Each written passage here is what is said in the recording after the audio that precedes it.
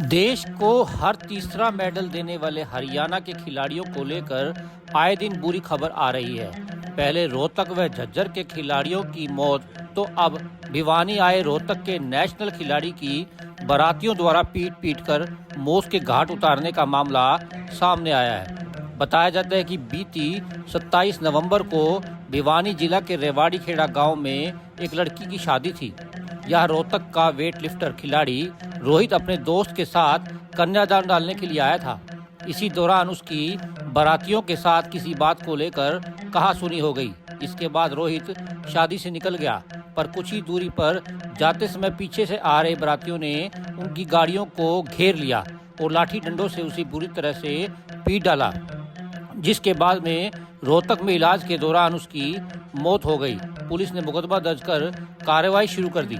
मामले में आरोपी गिरफ्तार न होने से मृतक रोहित की मां ने परिवार सहित भिवानी के सदर थाना में डेरा डाल दिया।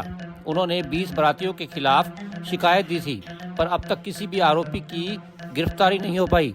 इससे खफा होकर उनके परिजन मंगलवार को दिन भर सदर थाना में डटे रहे। पहले डीएसपी ने परिजनों को समझाया, पर मामले की गंभीरता को देखते हुए रोहतक रेंज के आईजी समरदीप सिंह भिवानी पहुंचे। उन्होंने मामले की गंभीरता को लेते हुए 1.5 घंटे तक पुलिस अधिकारियों व परिजनों से अलग अलग मीटिंग भी की। 2 दिन में हत्यारों की गिरफ्तारी का आश्वासन दिया। आईजी समरदीप ने कहा कि भिवानी एसपी व डीएसपी क्राइम को इस मामले को लेकर गिरफ्तारी के निर्देश दिए गए हैं। भिवानी से दीपक मुटरेजा की रिपोर्ट। मेरे साथ आया था, मेरी सिस्टर की ननद की शादी थी, तो वहाँ उस पे गेट पे वो जो बाराती थे वो गाड़ी दे रहे थे ज़ोर ज़ोर से। तो हमने बोला कि भाई बाण बिट्टी थारा भी है, थोड़े मंदे बोलो। तो उन्होंने बोले ठीक है भाई, 1-2 उन्होंने बोले अनु में बोल लांगे। यह बात हुई थी। फिर वे जो रिश्तेदार थे वे उड़ा कर छुटवाने लग गए, कोई बात को नहीं, अपनी है यह बात हुई। फिर वे नू कहने लगे बोले अड़ तो रोज़ गाना जाना हमारा नू है, नंबर ले ले। रोहित ने बोला भाई दे नंबर दे जरा।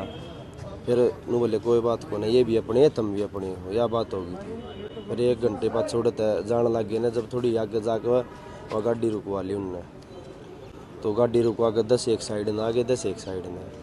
हाँ, तो फिर उड़े आराम से बात करी उनने उड़े। तो फिर 2-3 मिनट में गाड़ी दी उनने जोर जोर तक। फिर 1-2 पीछे था ही ना, बोले ये थे कि वे ये थे कि वे। फिर वो खिड़की खोल कर रोहित ने नीचे ताड़ने लग गए। रोहित ने फिर अपना लात चलाई तो फिर मेरी जो खिड़की में उसमें ईंट मारी, शीशा फूट गया, कंधा पर लग गई ईंट। फिर मैंने बैक करके गाड़ी अपने आगे ले गया। आगे ले उड़े फाटक बंद थी तो थोड़ी मैंने बैक लेकर काटने की कोशिश करी उड़ता गाड़ी, तो उनने एक आग लगा दी थी और वह पीछे से उन्होंने टक्कर मारी गाड़ी में। फिर वे आए लेकर डंडे ले रहे थे, उक्की थी, राड रूड भी ले रहे थे। और फिर रोहित तो उतर कर मतलब गाड़ी के पीछे से घूम गया, तो वो पीछे से उड़े पिकड़ लिया। तो मैं खिड़की खोल कर सीधा नीचे उतर गया धक्का मार के। तो फिर उनने कुछ भी ना देखा, वे मारने लग रहे थे। फिर छुटाने की कोशिश की, कम से कम 20 जने ले थे यार। उनका हाथ में सारा हाथ में राड थी और वे ओकी थी। 15 से 20 के करीब थी, कम से कम 4 गाड़ी थी, क्योंकि एक इंटरनेशनल प्लेयर था।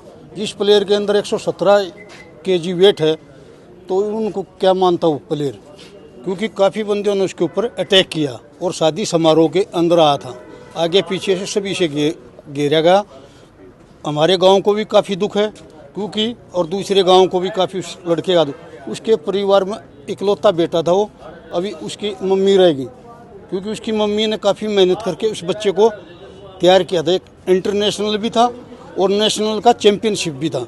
अभी रोहित का जो मर्डर हुआ है 27 की रात को, 28 की रात को, उसमें इन्वेस्टिगेशन को मैं सुपरवाइज करने आया था, ओवरव्यू लेके गया हूँ। इसमें मैंने पुलिस को दिशा निर्देश भी दिए हैं। जो कंसर्न एसएचओ हैं, टीएसपी साहब हैं, एसपी साहब हैं, उनको बताया है कि जल्द से जल्द जो भी आदमी इनमें शामिल थे इस वारदात को अंजाम देने में, को जल्द से जल्द उनकी गिरफ्तारी की जाए।